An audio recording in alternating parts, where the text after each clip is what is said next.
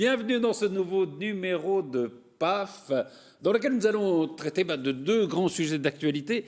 L'un qui ne concerne pas directement la France, mais qui concerne tous les Français évidemment et tout le monde entier. Ce sont les élections américaines, une élection absolument folle, vous le savez.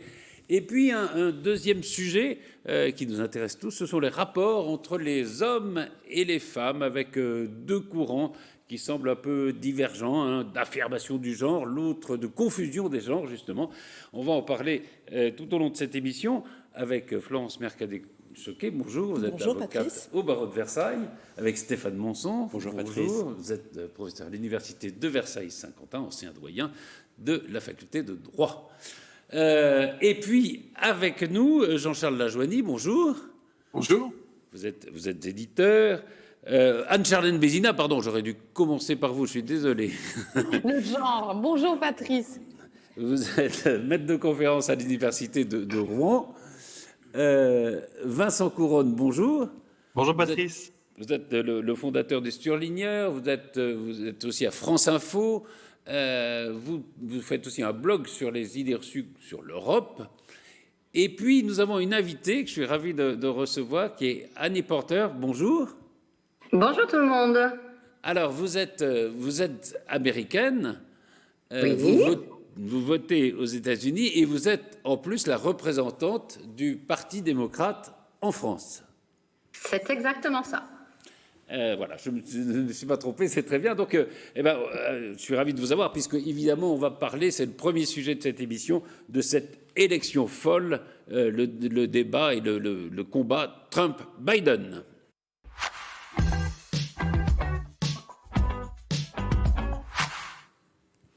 Alors, il y a eu plein d'événements dans cette campagne. Il y a eu notamment le fait que Trump soit atteint de la Covid, qu'il est vraisemblablement... Alors, aujourd'hui, on l'entend partout dire qu'il est immunisé, qu'il ne risque rien, qu'il a vaincu le virus. C'est Trump super-héros, c'est un peu ça, Amy Porter?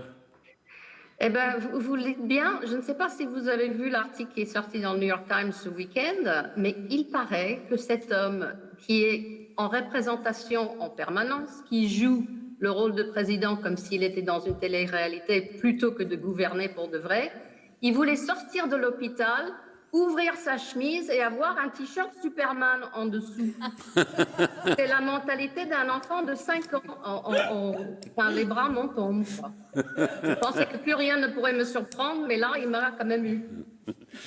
Mais justement, on a l'impression, vous avez raison, qu'il met en scène ce côté super-héros, qui vainc le Covid, etc.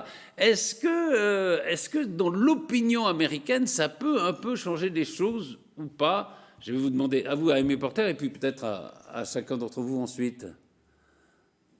Je pense que ça a déjà changé les choses pour les Américains, parce que le fait que Trump soit atteint lui-même de Covid, il est le symbole de l'échec de sa gestion de cette crise, du fiasco que c'est. On a 4% de la population mondiale, on a 25% des décès. Donc il y a forcément un problème dans la façon dont il a géré, je dirais, ne pas gérer cette crise.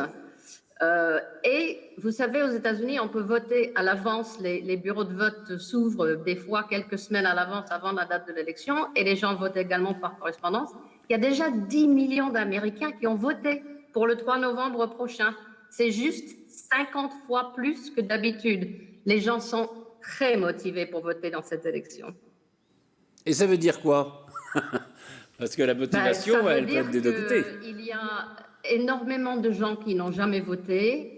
Il y a des gens, des jeunes qui votent pour la première fois. Il y a une mobilisation extrême dans les communautés de couleur, les Noirs et les Hispaniques aux États-Unis. Et ces gens vont voter en masse contre Donald Trump, donc pour Joe Biden. Anne-Charlène Bézina Duclerc, comment vous regardez cette campagne vue de France? Vu de France, je trouve qu'on a le sentiment que les États-Unis font toujours dans le spectacle. Et c'est un peu ce qui est totalement original dans la manière de gérer la campagne présidentielle aux États-Unis par rapport à ce que constitutionnellement nous avons l'habitude d'avoir en France, et politiquement il y a ce côté débridé de toute façon très passionnel, et on a de plus en plus en France une forme d'implant de ce type de personnalisation de la campagne, mais ça ne donne pas du tout la même chose. On a ici, à mon avis, l'acmé de cette personnalisation avec un Donald Trump qui se prend pour une figure de super-héros et qui finalement est lui-même en train de se battre contre ses propres échecs, et la figure de Joe Biden qui va être auquel on va reprocher justement ce côté plus calme, et qui dans les dernières semaines rentre dans la campagne avec un côté plus combatif. Donc il y a en effet quelque chose d'un peu spectaculaire à regarder toujours une campagne américaine, et c'est vrai que ce dernier épisode de la Covid-19 à mon avis rajoute encore au piment de cette élection, même si à mon avis cette crise, que Donald Trump ait été infecté ou non, cette crise sanitaire a été un des déterminants de cette élection, puisque il y a eu une question de légitimité à jouer pour Donald Trump, qui lui coûte peut-être cette réélection auquel il croyait tant, et auquel peut-être quelques mois auparavant, avant la crise sanitaire, il aurait même pu prétendre, à mon avis, dans l'opinion. Donc il y a vraiment un changement par rapport à cette Covid-19, et c'est aussi la première campagne qu'on vit directement, enfin la campagne aussi populaire qu'on vit directement à la suite de cette crise, et on se rend compte que finalement les gouvernants, ils jouent quelque chose. On le voit en France notamment avec la judiciarisation, on a beaucoup de plaintes pénales pour la gestion du Covid, donc on a le sentiment que le peuple a besoin de réponses, et on voit bien que cette crise sanitaire, elle est aussi une crise politique finalement. Vous avez raison d'ailleurs. Avant la crise sanitaire, c'est vrai que l'économie américaine se portait plutôt bien, et que Trump était assez favori pour sa réélection, et la crise a tout changé. Mais peut-être Florence, Stéphane, Vincent ou Jean-Charles, c'est vrai que quand on regarde cette élection américaine de loin, on a l'impression qu'elle est écrite par des scénaristes, tellement il y a de rebondissements, de suspense, de choses qui arrivent qu'on n'attendait pas. Est-ce qu'on n'est pas dans une sorte au fond de symbole de ce qu'est la politique aujourd'hui, c'est-à-dire une fiction presque? Ah bah ça, je pense que les scénaristes peuvent prendre leur stylo et juste prendre des notes, hein, ils n'ont pas besoin d'inventer grand-chose. Ce qui me terrifie un peu, c'est que il sait que là, il est en perte de vitesse et qu'il risque de perdre. Et en fait, après moi, le chaos. Et donc, il est en train d'entraîner ce pays. Ça, c'est très important. Oui. Oui, il est en train d'entraîner ce pays dans le chaos, ce qui a quand même aussi des répercussions sur l'ensemble des pays du monde, et nous aussi d'ailleurs. Et je trouve ça vraiment extrêmement grave, parce qu'on ne sait pas, je pense qu'il ne va pas lâcher sa défaite, et qu'il ne va pas vouloir la reconnaître. Il l'a redit encore tout récemment, voilà, de la Maison-Blanche. Absolument. Enfin, ouais. Et donc les scénaristes vont pouvoir continuer à prendre des notes, parce que je ne sais pas comment ça va se dérouler, mais je crains un peu que les gens prennent les armes. Et j'entendais d'ailleurs un écrivain samedi matin qui expliquait qu'on ne trouve plus de cartouches. Parce qu'il y a tellement de personnes qui se sont armées. D'armes. Non, de cartouches, de munitions. Oui, d'armes. Oui. Non, oui. mais pas. Voilà, les cartouches qu'on met dans les armes. Oui, donc, c'est ça. Voilà, c'est ça. Donc, il y a eu tellement d'armes mais achetées qu'il n'y a plus de cartouches. Ouais. Donc, c'est quand même extrêmement inquiétant. Non, parce qu'elle avait des cartouches d'encre, parce que les gens prenaient des notes, mais non, c'était... On va se battre à coups d'encre. Non, cartouches. Pour prendre des notes. Oui, non, de cartouches d'armes. Voilà. Et ça, c'est vraiment inquiétant, parce que on va avoir des gens... Déjà, les gens sont déchirés entre eux. J'ai des amis aux États-Unis qui nous disent, mais je pense que madame va pouvoir en parler bien mieux que moi, mais qui disent qu'il y a une haine entre les gens qui est dramatique. On va parler de cette Amérique divisée, mais sur la campagne, Stéphane, c'est vrai qu'il y a... bon, il vient de la télé-réalité, mais il y a un peu de ça, quoi. Il y a un peu de la fictionnalisation de la politique, quand même. Moi, ce qui me marque... Qui nous touche aussi, je pense. Oui, ce qui se passe aux États-Unis d'Amérique nous touche forcément, même à titre affectif. Il y a un lien culturel, historique tellement fort entre nous que ça ne peut pas nous laisser indifférents. Mais je rejoins Florence. Moi, ce qui me... j'allais dire, ça ne m'inquiète pas au fond, parce que Je crois que la démocratie états-unienne est une démocratie extrêmement robuste et aux États-Unis, la démocratie était déjà confortablement installée au moment où, en France, celle-ci n'était encore qu'un idéal ou balbutiante. Mais de voir à quel point cette démocratie, historiquement, politiquement, juridiquement très robuste, très enracinée, peut se trouver du jour au lendemain fragilisée, au point qu'on vient à évoquer la possibilité pour un président de ne pas reconnaître sa défaite, à l'instar de n'importe quelle république bananière, de n'importe quel système autoritaire ou pseudo-autoritaire ou de démocratie libérale, que sais-je encore. Que cela se passe aux États-Unis d'Amérique, moi, je suis quand même assez fasciné de voir à quel point... Oui, ce qu'on considère comme la plus grande démocratie du monde, au fond.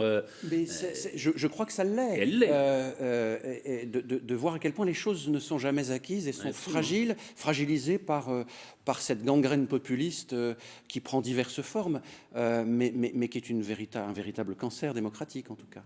Et cet ultralibéralisme qui est développé par lui aussi fragilise la démocratie quand on voit l'augmentation du nombre de pauvres, de chômeurs. C'est une démocratie qui scinde. Enfin, lui, il la fragilise au point qu'il oppose les gens et il appauvrit toute une partie de la population qui n'était pas à ce point de pauvreté aussi. Alors, Vincent Couronne, et puis peut-être on terminera avec Jean-Charles Lajoigny pour avoir peut-être un son différent, je ne sais pas. Vincent Couronne d'abord. Oui, comment vous regardez cette campagne? Un petit pas de côté en parlant un petit peu de fiction, parce que je ne sais pas si vous vous souvenez de cette série américaine qui s'appelait À la Maison Blanche, en anglais The West Wing, qui avait une sorte qui racontait un petit peu les aventures d'un président démocrate d'ailleurs, et qui avait une sorte de prescience parce qu'on avait vu que pas mal des choses qui avaient été envisagées dans cette série s'étaient ensuite réalisées avec la présidence de Barack Obama, donc quelque chose d'assez intéressant. Après ça, cette série plutôt optimiste sur le pouvoir américain, on a eu House of Cards, qui là, pour le coup, vision totalement cataclysmique et chaotique du pouvoir américain. Là aussi, un président démocrate. Barack Obama, à l'époque, avait dit qu'une bonne partie de ce qui était dans cette série était malheureusement vrai sur la politique américaine. On a aujourd'hui Donald Trump. Je me demande en fait quelle sera la tonalité de la prochaine série politique américaine. Est-ce qu'elle sera plutôt de celle de House of Cards en pire, parce qu'aujourd'hui Trump a montré qu'il est allé au-delà de House of Cards, ou est-ce qu'elle sera plutôt de la tonalité de À la Maison Blanche, et dans ces cas-là un apaisement et probablement de meilleurs jours pour les États-Unis. Jean-Charles Lajoigny.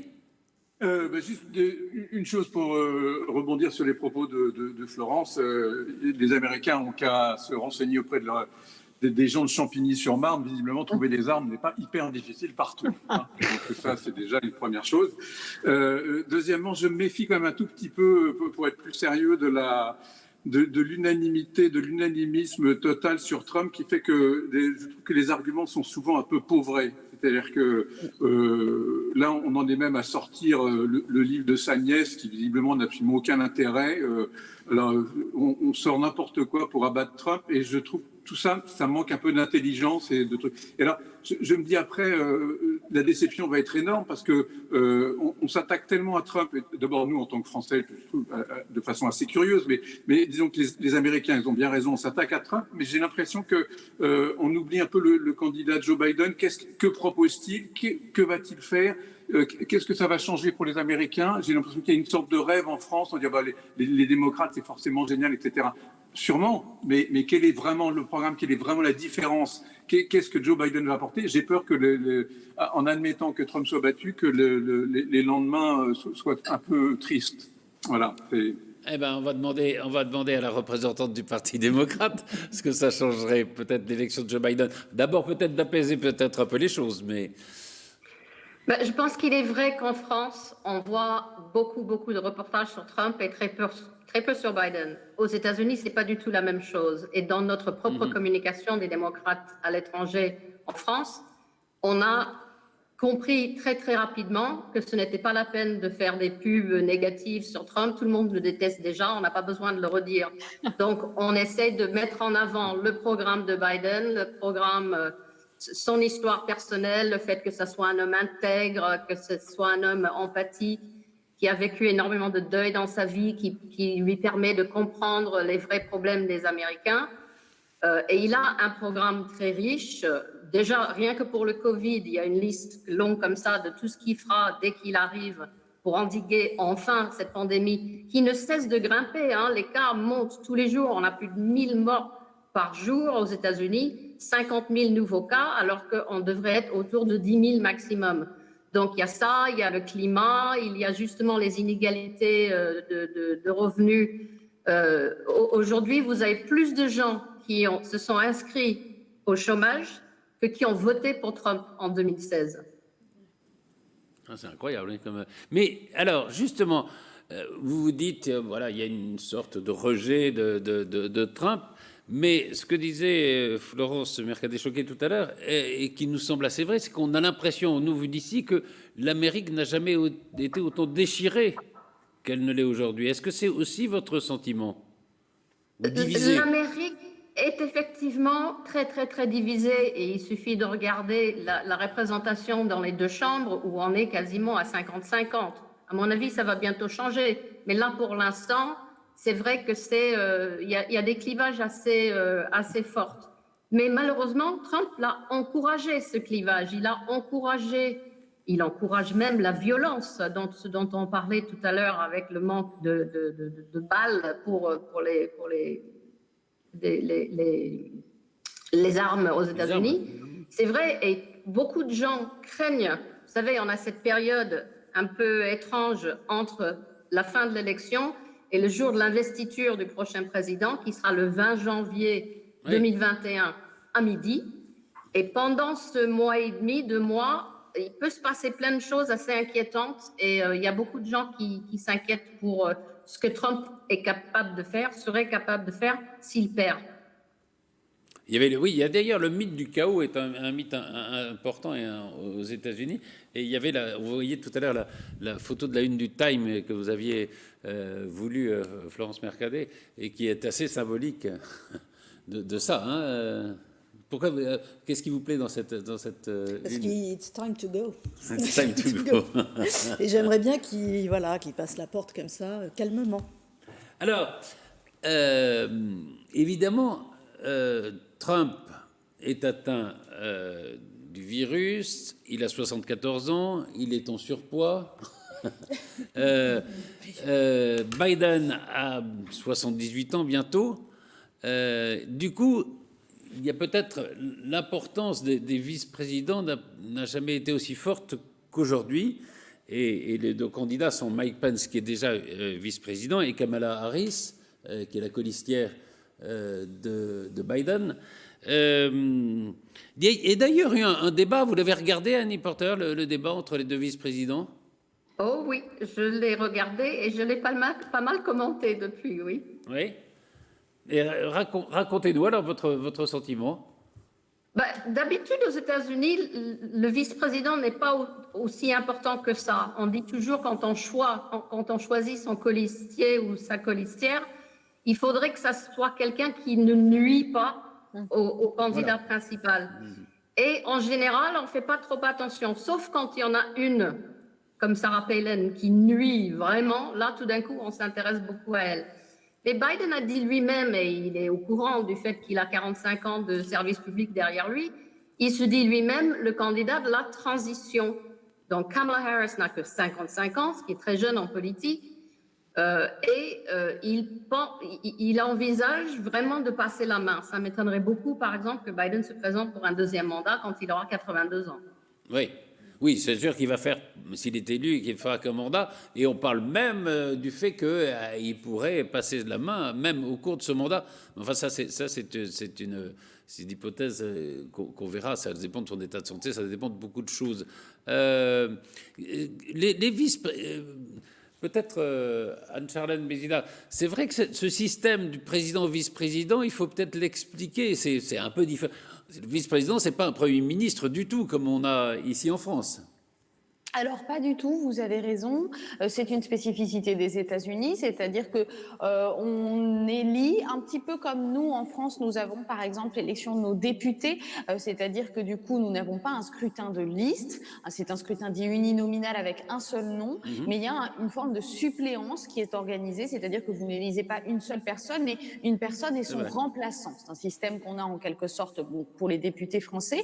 Et aux États-Unis, donc ce vice-président, il a vraiment au premier titre dans la Constitution ce rôle de remplaçant, c'est-à-dire que c'est une manière pour la Constitution des États-Unis d'incarner le président jusque dans la continuité de l'État, c'est-à-dire même si ce président a un empêchement, est malade, décède brutalement, eh bien on aura quelqu'un pour en quelque sorte prendre la suite. Donc c'est pour ça que ce vice-président est à la fois peu important, parce que ça n'est pas du tout un Premier ministre, ça n'est pas quelqu'un qui gouvernera si le président est en poste et est en bonne santé, mais c'est à la fois cette continuité, l'appendice en quelque sorte du président qui pourrait continuer à gouverner s'il lui arrivait quelque chose. Donc c'est à la fois la continuité de ce président tout en étant complètement dans son ombre, puisque pour une présidence qui se passe bien, la vice-présidence, elle est complètement nulle en quelque sorte. Donc voilà la spécificité de ce vice-président.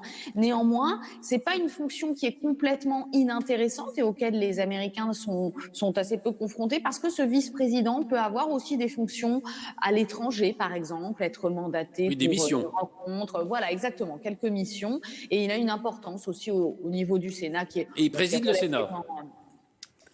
Il préside le Sénat, mais c'est une présidence un peu presque honorifique. Oui, voilà, en quelque sorte, c'est une fonction très secondaire, mais qui peut avoir son importance pour la continuité de l'État américain. Amy Porter, est-ce qu'il y a des... Au fond, ça dépend aussi de la personnalité. Enfin, il y a deux choses qui sont importantes. C'est la personnalité du vice-président. Il y en a qui se sont imposés, il y en a qui sont restés... je pense à, je sais pas, Cale, qui était le vice-président de Bush, qui était un peu idiot d'ailleurs, mais enfin dont on n'a jamais entendu parler. Et puis il y a des vice-présidents qui deviennent ensuite des candidats, qui deviennent parfois ensuite des présidents, qui s'entendent très bien avec le président, donc qui ont plus de missions, comme Al Gore avec Clinton par exemple. C'est quoi l'histoire de ces vice-présidents? En France, vous savez, on dit souvent il y a une malédiction du Premier ministre qui ne peut jamais devenir président de la République parce qu'on n'en a jamais eu comme ça. Mais aux États-Unis, ça dépend. Il y a des vice-présidents pour qui ça a marché, d'autres pour qui ça n'a pas marché. C'est tout à fait exact. On a eu par exemple récemment Al Gore c'était peut-être un des premiers vice-présidents qui avait un vrai rôle avec l'environnement. Ouais. Enfin, Clinton lui avait missionné pour pas mal de choses, alors que les autres, le rôle c'était plutôt d'attendre ou bien d'assister aux enterrements à l'étranger. Al Gore qui était vice-président 2 fois et qui a échoué à devenir président. Vous en avez d'autres comme Nixon qui était le vice-président d'Eisenhower. Il a perdu une première fois à JFK, après il est redevenu président. Vous avez Johnson, LBJ, donc tout le monde se souvient des conditions dramatiques dans lesquelles LBJ est devenu président en prêtant serment dans l'avion Air Force One alors que Kennedy était encore à l'hôpital. Mais LBJ a quand même fait beaucoup de choses plus tard pour les droits civiques. Il était un vice-président important. On dit que le vice-président le plus puissant était Dick Cheney, le vice-président de W. Bush. Et puis, je vais vous poser une colle. Il y a quand même un vice-président dans l'histoire des États-Unis qui est devenu président en se présentant contre le président qui l'a servi. C'était il y a très longtemps. Ah oui, parce qu'il faut dire qu'au début, le vice-président, me semble-t-il, était celui qui arrivait deuxième à l'élection. C'est vrai qu'au début, les règles n'étaient pas les mêmes. Donc les règles n'étaient pas les mêmes. Donc il pouvait y avoir un tandem de gens qui étaient un républicain et un démocrate, par exemple. Oui. Exactement. Les partis ne s'appelaient pas comme ça à l'époque, mais John Adams s'est vu imposer comme vice-président Thomas Jefferson. Ah, voilà, et 4 ans plus tard, Jefferson s'est présenté contre Adams, qui voulait être élu, et c'est Jefferson qui est passé. Donc c'est la seule fois dans l'histoire américaine qu'un vice-président a battu son propre président. Et puis il y a...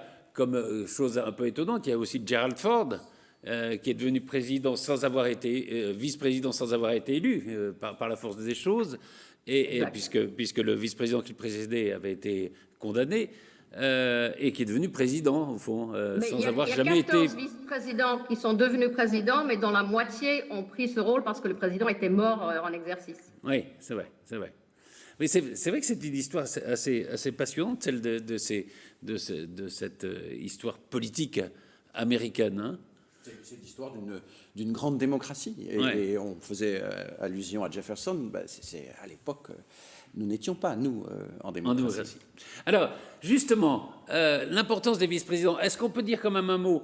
Il y a ce Mike Pence, là, quand même, qu'on découvre, qui est un type assez ambigu, parce c'est un conservateur qui dit je peux pas déjeuner tout seul avec une femme pour ne pas céder à la tentation, et qui en même temps soutient un président qui disait quand on est une star, on peut prendre les femmes par la chatte.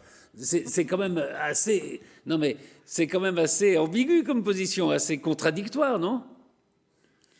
La question est adressée à qui? À qui vous voulez, à vous si vous voulez, mais ça peut être Jean-Charles, ça peut être Vincent. Il est vrai que Mike Pence est un homme plein de paradoxes, je vous l'accorde. Il a été gouverneur de l'État de l'Indiana à l'époque de l'épidémie du sida dans les années 80, et il est connu pour avoir totalement raté la réponse à la crise du sida, et il y a des milliers de morts qui n'auraient pas dû avoir lieu, qui n'auraient pas eu lieu si quelqu'un d'autre avait gouverné, parce que Mike Pence est quelqu'un de profondément homophobe. Et c'est vrai que personnellement, je n'ai jamais compris comment il peut être à côté d'un homme qui est tout sauf, qui n'a aucun des valeurs chrétiens, soi-disant, que Pence dont Pence fait la promotion.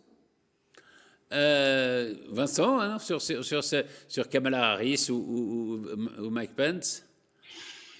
Ah oui, mais moi je pense que ce débat entre les vice-présidents, c'était intéressant parce que je pense que c'était ça le vrai débat de la présidentielle. Le débat entre les présidents, en réalité, n'a rien apporté d'intéressant, sauf à en savoir un peu plus sur le jusqu'au boutisme de la personnalité de Trump. Mais ce sont deux personnages qu'il nous faut quand même bien suivre, beaucoup plus que pour les précédentes élections.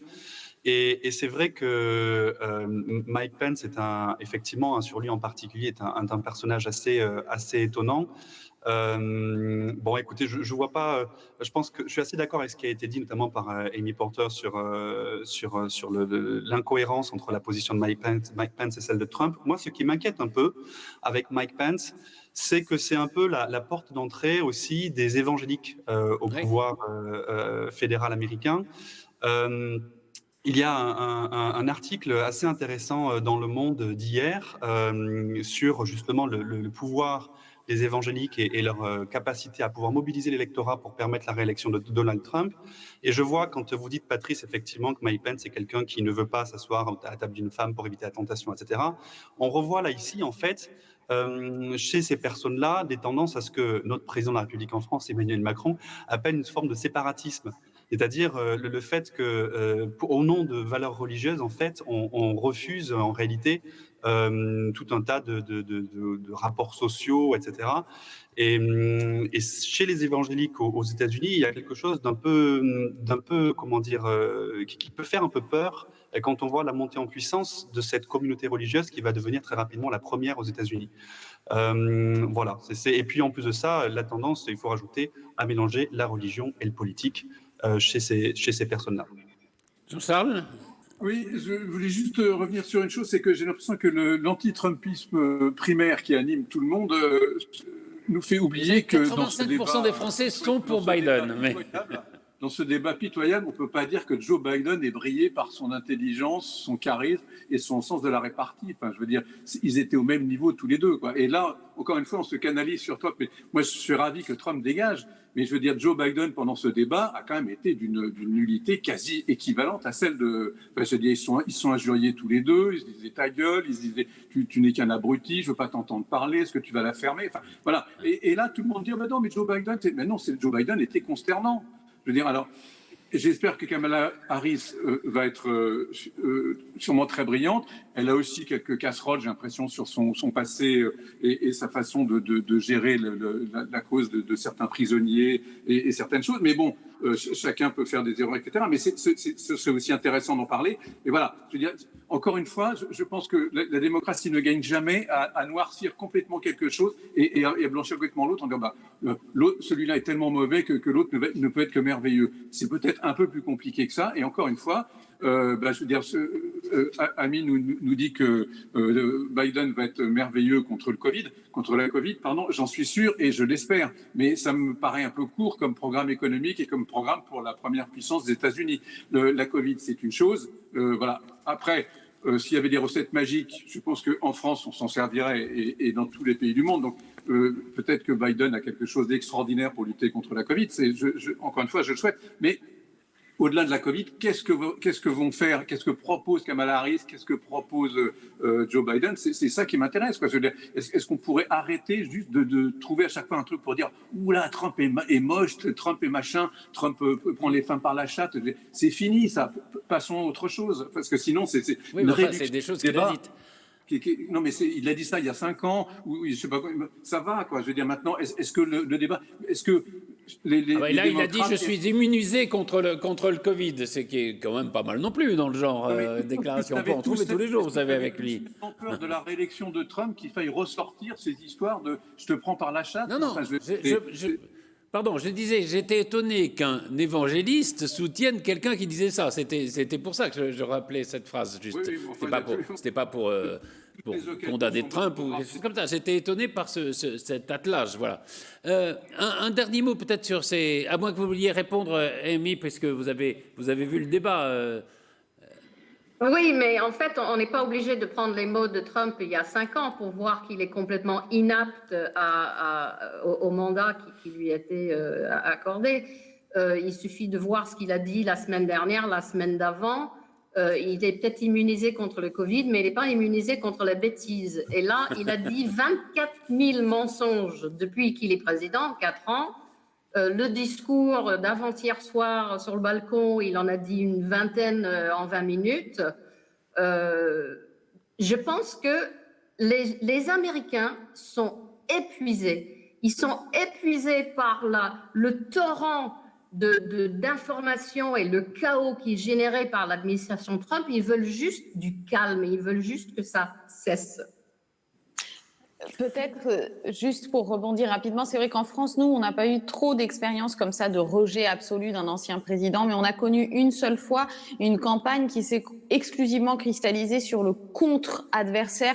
Ça a été la campagne de 2002 où on a eu Jean-Marie Le Pen qui est passé au second tour et on a donc eu Jacques Chirac qui est passé avec un taux record historique, je crois, de 80% au plus. Et c'est vrai qu'à la suite, justement, de cette campagne contre Jean-Marie Le Pen, on s'était bien rendu compte que ça n'a jamais été une campagne pour Jacques Chirac, un peu comme on pourrait le dire de Joe Biden, c'est-à-dire que c'est plus une manière de sortir quelqu'un que de faire rentrer quelqu'un d'autre. Et à la suite de ça, on a connu une présidence très, alors on va dire inutile, mais où précisément il ne s'est rien passé. Et peut-être qu'à ce moment-là, le pays en avait besoin. Et c'est vrai qu'en tout cas, il y a des moments politiques comme ça où le rejet peut amener ensuite à une présidence normale, très apaisée, voire même peut-être un petit peu conservatrice et un peu molle, puisque c'est ce qu'on lui a reproché par la suite. Mais il y a eu ce temps de pause que finalement, démocratiquement, on avait presque réclamé. Donc peut-être que c'est ce qui attend Joe Biden. En tout cas, c'est ce qui s'est passé en France. Et le parallèle me semblait assez flagrant. Vous avez raison de faire cette comparaison.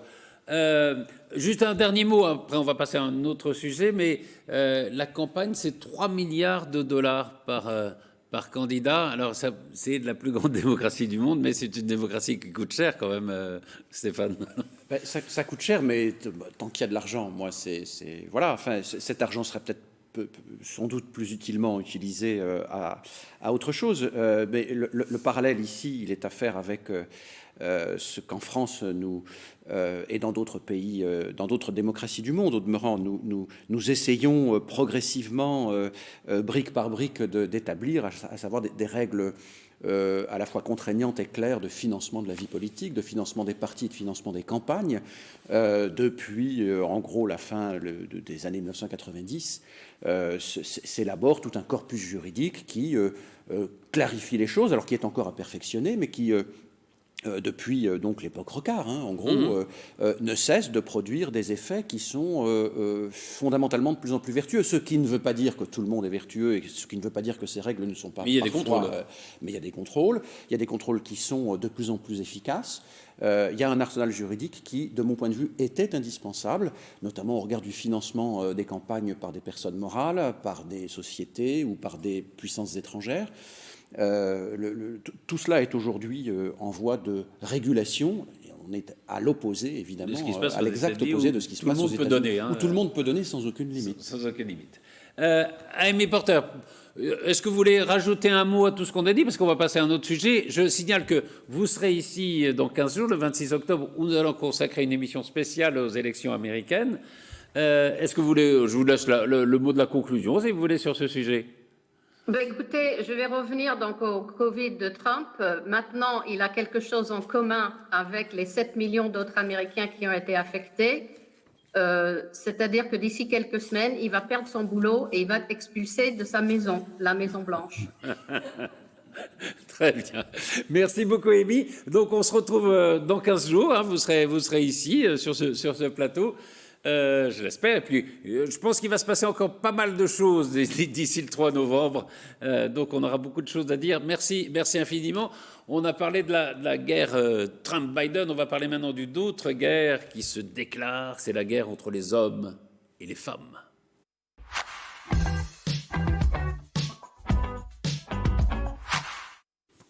Alors, vous voulez... Voilà. Amy nous a quittés, puisqu'on va parler maintenant d'un sujet presque franco-français, mais quoique peut-être est-il universel. Alors, il y a plusieurs éléments. Il y a le livre, vous savez, d'Alice Coffin, qui est une ancienne journaliste, qui est une élue verte à la mairie de Paris. Livre qui s'appelle Le génie lesbien, dans lequel elle prône, au fond, une guerre contre les hommes. Et elle dit, par exemple, « Moi, les hommes, je ne regarde plus leurs films, je ne lis plus leurs livres, je n'écoute plus leur musique. Il faut les éliminer de nos images, de nos esprits, de nos représentations. » Donc, c'est quand même quelque chose d'assez fort. Et puis, il y a un autre livre qui paraît que celui de Pauline Armange, qui s'appelle « Les hommes, je les déteste ». Voilà, donc tout est dit. Je vous propose peut-être de regarder d'abord un extrait d'une interview d'Alice Coffin. C'était sur LCI.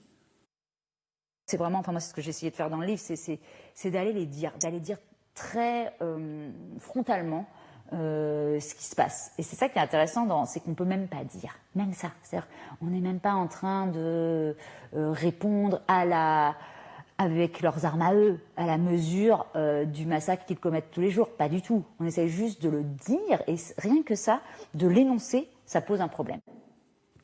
Alors, le massacre qu'ils commettent tous les jours, dit-elle en parlant des hommes. Alors, évidemment, on peut se choquer, on peut rire, on peut avoir des réactions. Voilà. Par exemple, je vais vous demander d'abord, peut-être à vous, Florence, et Anne-Charlène, est-ce que vous vous sentez représentée, par exemple, par ce discours? Ah bah, pas du tout. Pas du tout. Je pense que ces deux femmes ne représentent qu'elles-mêmes et très peu de monde. Je ne pense pas qu'il y ait un mouvement derrière cette détestation des hommes, et j'espère bien. Et j'ai comme le sentiment, quand on les écoute, qu'elles ont une histoire difficile, personnelle, qui les mène à ce stade, et que ça ne relève certainement pas du féminisme, parce que ce n'est pas du féminisme. Le féminisme, c'est bien le contraire, c'est justement l'égalité homme-femme. Et je pense que voilà, elles représentent elles-mêmes, elles ont un bouquin, il faut qu'elles fassent du buzz pour vendre leur bouquin, mais voilà, elles ne représentent pas grand-chose. Non, pour moi, elles représentent... Non. Quelque chose de... Anne-Charlène ? Non plus, j'ai tendance à penser qu'à partir du moment où on se définit en opposition, c'est précisément accentuer la faiblesse du genre. Donc, a priori, si je ne suis une femme que parce que les hommes ne devraient pas être des hommes, ça veut dire déjà que j'ai du mal à me définir moi-même, et je pense que c'est précisément l'inverse de ce que le féminisme culturel a essayé de nous apporter, c'est-à-dire de se définir en tant que femme, comme un être humain, comme un autre, et en essayant d'avoir les mêmes droits. Donc je pense pas qu'il y ait besoin d'autant de violence et de caractère revendicatif à devenir une femme épanouie aujourd'hui, et c'est un message qui me fait peur aussi pour les générations futures, pour les petites filles que nous sommes en train d'élever, qui ont à ce point-là besoin maintenant de sentir cette confrontation des genres, cette guerre des sexes, qui a eu évidemment ses vertus au moment de la bataille pour les droits, mais qui aujourd'hui devient caricaturale et dangereuse. Ouais. Là, effectivement, c'est même pas une bataille pour les droits, c'est une bataille pour éliminer. On est encore sur ce séparatisme dont parle notre président. Il y a une forme, en effet, de séparatisme. Juste avant de laisser la parole à Vincent, Stéphane et Jean-Charles, c'est vrai qu'elle part de cette réalité qui est celle de la domination masculine. Et donc, son livre, au fond, c'est un peu une théorie comment lutter contre cette domination. Et si elle dit, voilà, il faut aller... Moi, j'ai été nourri, je n'ai lu que des bouquins d'hommes, que des philosophes hommes, je n'ai écouté que de la musique faite par des hommes. Et il est temps maintenant de changer. Et c'est pour ça qu'elle a cette position radicale sur la domination, contre la domination masculine. Vincent Couronne, qu'est-ce que vous en pensez? Elle est quand même publiée, pardon, Jean-Charles, excusez-moi. Je crois que cette sotte est publiée chez Albin Michel, qui est dirigé par un homme. Donc ça ne la dérange pas, visiblement. Mais non, mais ça, c'est la domination masculine. Qu'est-ce que vous voulez qu'elle y fasse? Oui, non, mais elle ne lit pas les hommes, mais elle est bien contente de se faire publier par un homme. Vous avez raison, cela dit, il y a eu l'édition des femmes qui a été l'édition des femmes qui a été lancée du temps du féminisme dans les années 70. Et domination ou pas, dans le monde de l'édition que je connais quand même pas mal, il y a beaucoup de maisons d'édition dirigées et tenues par des femmes et qui marchent très bien. Donc elles pouvaient tout à fait, peut-être que la Valoir n'était peut-être pas aussi considérable dans d'autres maisons d'édition que celui qu'on a dû lui consentir chez Albin Michel. Et ceci explique peut-être cela. Mais sinon, au-delà de la sottise incommensurable du livre et du personnage... Enfin, oui, on peut dire que c'est sot, machin, mais qu'est-ce qu'il y a derrière ça? Pourquoi il y a cette revendication qui est quand même intéressante? Ben, je n'en vois pas l'intérêt. Il y a suffisamment de féminisme et de féministes intelligentes et de discours sur le rôle de la femme, sur l'égalité salariale à laquelle il faut absolument parvenir. Ben, il y a tellement de choses intéressantes et tellement de choses intelligentes et de gens brillants et de femmes brillantes et d'hommes brillants qui s'expriment sur le sujet que voilà, accorder trop d'importance à cette pauvre élue voilà, qui après s'est jetée comme un chien de chasse sur Christophe Girard, enfin avec ses panneaux lamentables, avec la mairie de Paris qui serait un repère de pédophiles. Enfin, je veux dire, elle a réglé un problème de pédophilie à la mairie de Paris, c'est pas si mal. Enfin, chaque jour qui passe, cette femme ajoute une pierre à l'édifice du mur de sa bêtise. Bon, voilà, c'est comment dire de plus. Franchement, je sais pas. Elle veut remplacer la domination masculine par la domination féminine. Non, elle veut contrebalancer. Je suis pas sûre qu'elle veuille contrebalancer. Alors, quand on dit je déteste et je veux plus lire et je veux plus voir et je veux plus entendre, c'est de l'écrasement. C'est pas non. Enfin, je pense que c'est pas du tout un problème d'égalité dans ce qu'elle dit. Au contraire, je pense que c'est écraser et remplacer cette domination masculine par une domination féminine. Et ça, moi, je peux pas y souscrire. Mais ce qu'on appelle la misandrie, voilà. Et et d'ailleurs, elle met beaucoup de monde mal à l'aise, puisque la maire de Paris est quand même relativement mal à l'aise. Tout le monde est un peu mal à l'aise. Mais ça, c'est plutôt salutaire, des gens qui mettent les autres mal à l'aise.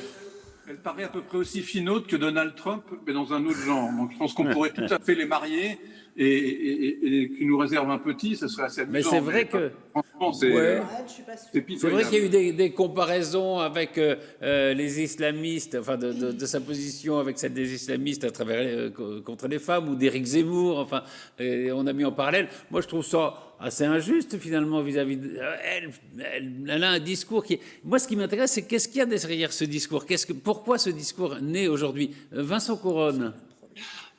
Disons qu'on va être complètement d'accord.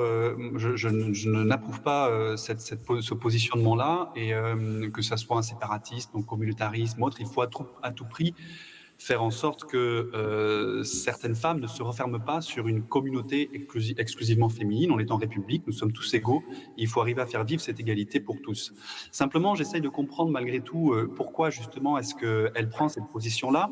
Moi, j'ai un élément de comparaison que je pourrais donner, c'est qu'on a connu cette même tendance pendant des années chez certains hommes homosexuels, c'est-à-dire une tendance à ne vivre qu'entre eux, tout simplement parce que le monde extérieur était trop violent à leur égard. C'est le seul point de comparaison que je peux apporter là. Disons que on a effectivement, comme dit Jean-Charles, on a des personnes très intelligentes qui peuvent réfléchir à ces questions-là et qui peuvent nous expliquer effectivement pourquoi est-ce que chez certaines femmes, il y a ce besoin de sécurité qui se traduit par un repli sur elles-mêmes et le refus de sortir. Je pense que c'est aussi dû, comme on en a déjà parlé d'ailleurs sur ce plateau à l'occasion d'autres émissions, c'est aussi dû au fait qu'il y a une image caricaturale, peut-être due aussi aux chaînes d'information continue, aux réseaux sociaux, etc., sur la place des hommes dans la société, et qu'il y a une peur peut-être permanente et peut-être désormais constante chez certaines femmes encore, hein, ça n'est qu'une minorité, Florence a raison, elle ne représente pas grand monde. Bien sûr. Mais il ne faut pas que ce mouvement-là puisse s'étendre. En revanche, je ne pense pas que lutter contre ce mouvement consisterait à le décrédibiliser, mais il faut aussi le comprendre pour savoir justement comment faire pour y apporter une réponse. Stéphane, vous n'avez pas entendu sur ce sujet qui nous passionne. De sage-parole, j'ai plusieurs observations. La première, c'est que je me félicite de vivre dans un système, dans un pays, dans une démocratie pluraliste, dans une république dans laquelle il est possible de publier ce genre d'ouvrage et possible d'en débattre. Ce n'est pas le cas dans tous les systèmes, dans tous les États du monde, dans tous les régimes. Une autre observation relative à la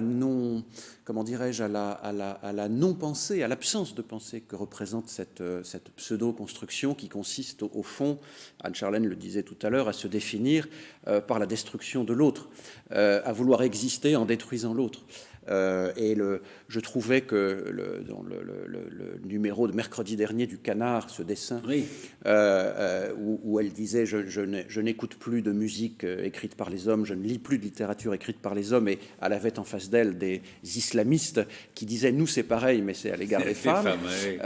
Alors c'est une caricature, mais la position qu'exprime Alice Coffin et sa comparse sont des positions elles-mêmes, Pauline Armange, sont des positions elles-mêmes caricaturales. Et puis, au-delà, c'est assez, vous avez raison, assez significatif de l'esprit du temps, qui consiste presque, et je rejoins ce que disait Florence au fond, à se dire que il faut aujourd'hui, pour faire avancer ces idées, se situer dans la sphère de la violence, éviter de se situer dans la sphère du débat qui n'apporte plus rien. Quand j'écoutais cela, quand j'écoute son discours, je me dis, mais c'est au fond la négation de ce que représentait, de ce qu'ont représenté Simone de Beauvoir ou Gisèle Halimi, qui alors plutôt pour Gisèle Halimi que pour Simone de Beauvoir d'ailleurs, avait une version. Alice Coffin se revendique. C'est raté. Avait une vision très universaliste dans laquelle le féminisme était Elisabeth Badinter. Le féminisme était une revendication d'égalité. Mais là, nous sommes presque dans une sorte de dialectique d'inversion des vices ou d'inversion des dominations. L'inversion des vices n'aboutit pas à la vertu. Et je pensais, en écoutant ce discours, à, par exemple, ce que le parti des indigènes de la République, sur d'autres registres, notamment des registres proches relatifs au racisme, mais on n'est pas loin ici d'un racisme sexuel, au fond, d'un racisme quasi génétique, qui veut nier l'autre dans ce qu'il a de plus profond, de plus ontologique, partie des indigènes de la République, qui condamne les mariages mixtes entre personnes d'ethnie ou d'origine différentes. Donc, inverser la domination n'aboutit pas à une situation vertueuse. Et puis enfin, ça a été prononcé tout à l'heure, je pensais aussi du point de vue du côté académique et universitaire, à tout ce qu'ont apporté les études de genre qui ont été caricaturées en France, notamment à l'occasion de la campagne présidentielle. Du côté de François Fillon, on parlait des théories du genre, etc. Théories du genre n'ont jamais existé. C'était des études de genre dans certaines universités américaines, états-uniennes, et puis ça a un peu pris en sciences politiques et en sociologie en France, qui ont pas mal apporté de nouvelles analyses, c'est-à-dire d'analyser des faits sociaux sous le biais de la différence sexuelle. Bon, mais au fond, je me dis aujourd'hui que ce dogme du genre, il existe, il est incarné par ces personnages, de mon point de vue, par ces sinistres personnages qui, en effet, ne parlent que pour elles. Alors, ça ne me fait pas spécialement peur, parce que je me dis qu'il n'est pas inutile, finalement, d'essayer de comprendre. Mais je me dis quand même qu'on est là, on sort complètement de quelque chose de rationnel. On est dans l'irrationnel. Alors, une dernière question sur ce sujet, peut-être avec Anne-Charlène et Vincent. Il y a au fond de mouvements, ce mouvement, par exemple, je n'y laisse bien, c'est celui de l'affirmation du genre, et on a un autre mouvement, et Stéphane s'en faisait l'écho à l'instant, qui est celui de l'indifférenciation sexuelle, du mélange des genres, si je peux dire, de la confusion des genres, qui fait peur d'ailleurs à beaucoup de fillonistes, de gens, etc. Est-ce qu'on est partagé, Vincent, entre ces deux tendances, d'un côté l'affirmation du genre et de l'autre la confusion des genres? Je pense qu'en fait, on n'est pas forcément partagé entre ces différents mouvements-là. Je pense qu'il y a 3 tendances. Il y a 2 tendances assez radicales, celle de l'indifférenciation totale et celle de la séparation, là aussi hermétique, et qui sont dues, là encore une fois, à l'organisation, à la structuration du débat désormais, qui fait qu'on polarise les positions et que, comme Stéphane et Florence l'ont dit, effectivement, il faut être radical pour être entendu. Donc ça fait que ces 2 positionnements-là, assez radicaux, sont visibles dans le débat. En même temps, il y a un 3e mouvement qui est celui de la complexification comment dire, non pas de la société, mais de notre évolution sur ces questions-là, qui fait qu'on comprend de plus en plus le rôle, et justement grâce aux études de genre, le rôle du genre, comme le disait Stéphane dans certains faits sociaux, et qu'on comprend de mieux en mieux, et que cette idée-là se diffuse de plus en plus dans la société, qu'il y a des discriminations, qu'il peut y avoir certains métiers, certaines couleurs, certains comportements, etc., que l'on va attribuer plutôt aux hommes, plutôt aux femmes, et qu'en réalité, les questions de genre sont éminemment plus complexes que cette simple dichotomie hommes-femmes. Les hommes sont pompiers et les femmes sont infirmières, par exemple. Donc je pense qu'il y a une évolution vraiment de la complexification de ce sujet-là, et ça n'est pas une mauvaise chose. Anne-Charlène, un mot. Alors, d'ailleurs, je ne sais pas si vous avez vu la Fashion Week, mais enfin, ça existe depuis longtemps avec Saint-Laurent. L'unisexe dans la mode. Et alors là, il y avait notamment 2 ou 3 défilés qui donnent des vêtements masculins aux femmes.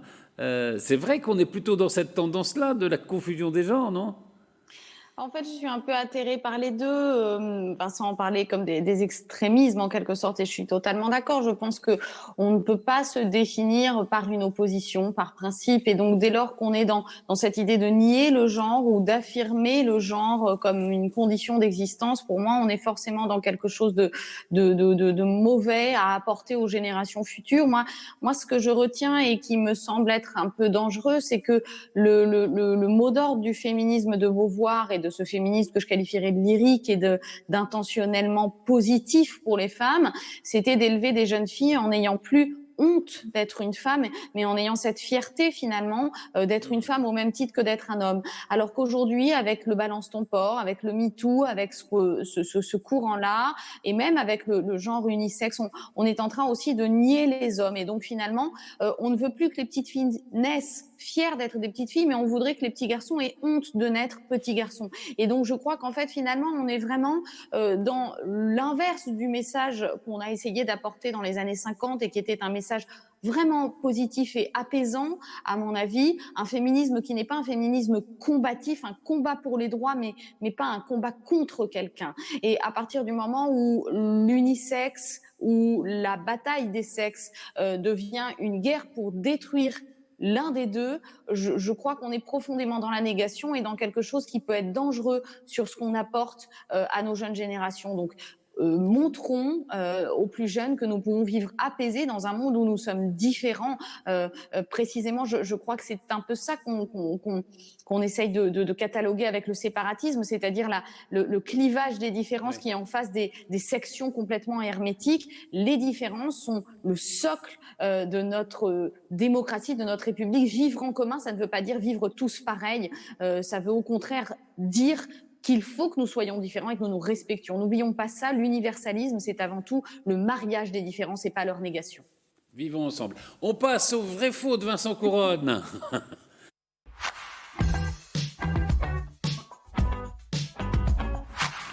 Alors, il ne nous reste plus beaucoup de temps, malheureusement. Mais Vincent, avec les surligneurs, vous décryptez comme ça des propositions d'hommes politiques, par exemple, ou qui sont inapplicables ou qui ne servent à rien. On peut commencer avec la proposition d'Emmanuel Macron sur les piscines et les arrêts municipaux réservant des piscines aux femmes. Oui, tout à fait, Patrice. En parlant d'égalité hommes-femmes, que penser de ces maires comme à Grenoble notamment ou à Rennes qui prévoient des plages horaires à la piscine réservées aux femmes pour permettre à celles qui, par leur religion, ne peuvent se baigner en même temps que les hommes et donc ne peuvent pas pratiquer leur sport. Ou encore, que penser, et là on sort de la question du rapport homme-femme, de l'imposition de menus confessionnels dans les cantines scolaires. Eh bien, Emmanuel Macron a proposé dans son discours aux Mureaux, dans les Yvelines, sur ce qu'il appelle le séparatisme, de donner le pouvoir au préfet de suspendre les arrêtés municipaux qui se fourvoieraient dans cette logique communautaire. Alors, quel est le problème ici? Le problème, c'est que cette mesure est absolument inutile, puisque des mécanismes existent déjà, Patrice. Le préfet a déjà le pouvoir, non pas de suspendre lui-même la décision du maire, mais de demander au juge administratif de le faire à sa place. Vous me direz, oui, mais la justice, c'est long. Sauf que là, le juge, il se prononce en 48 heures. C'est le délai maximum. Souvenez-vous, dans l'affaire de l'interdiction du spectacle de Dieudonné, le juge n'a mis que quelques heures pour rendre son verdict. C'est donc rapide et ça fonctionne déjà. On est face ici à l'exemple typique de ce qu'est un effet d'annonce, une mesure faite pour montrer que le président agit face au communautarisme, mais une mesure qui ne servira à rien, sauf à rendre notre système politique encore plus complexe en empilant des lois inutiles. Très bien. Voilà. On n'a malheureusement plus beaucoup de temps. Il y avait aussi, mais alors très vite, cette idée qu'on peut expulser les mineurs étrangers isolés qui arrivent en France. Oui, Patrice, très rapidement. Très rapidement, effectivement, le problème des mineurs non accompagnés, vous savez, ce sont ces enfants non européens qui sont en France sans leurs parents ni adultes pour s'occuper d'eux. Eh bien, c'est un problème qui a ressurgi à l'occasion de l'attaque devant les anciens locaux de Charlie Hebdo à Paris. Le vice-président du Rassemblement national et aussi député européen, Jordan Bardella, a proposé de renvoyer chez eux tous ces enfants isolés. Un vœu quasiment impossible à exaucer car notre droit protège particulièrement ces mineurs. D'abord, la loi française interdit l'expulsion des mineurs non accompagnés. Alors vous me direz, il ne suffit que de modifier la loi, sauf que la France a aussi signé et ratifié une convention internationale sur les droits de l'enfant qui l'oblige à protéger ces mineurs isolés. On ne peut donc les renvoyer dans leur pays d'origine que si c'est dans le cadre d'un accord avec ce pays pour permettre à l'enfant d'y être accueilli dans une famille ou une structure adéquate.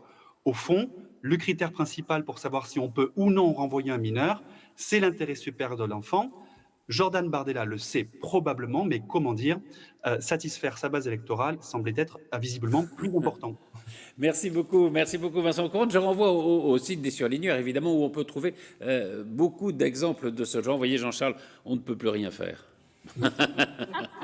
C'est foutu.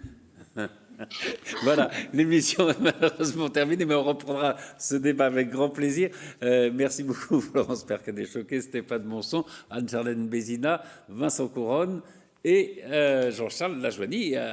Lundi prochain, la semaine prochaine pour un nouveau PAF.